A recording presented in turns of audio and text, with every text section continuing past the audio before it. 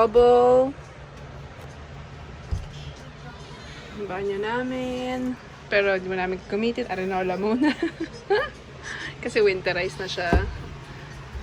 So, and meron siyang stove na pwede mo gamitin sa labas. Meron siyang sink.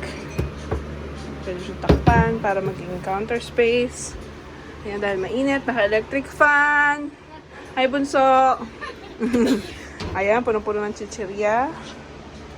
And then yung fridge, nung binili namin, di siya gumagana. So, next year na lang namin papagawa.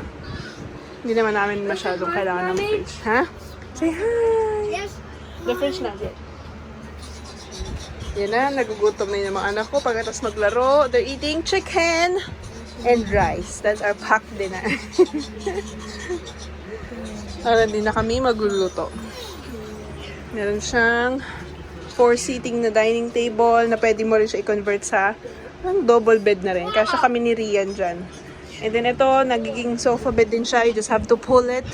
And then, medyo lumalapad siya hanggang dito. Pero pwede mo na siyang higa ng ganyan lang. Si Romer kasya dyan. And then this one is queen size. So yan, tatlo kami matutulog dyan mag-ina. And then Rian niya, she's playing iPad while eating lugaw. Say lugaw. Lugaw. Ayun lang. Aming bagong trailer.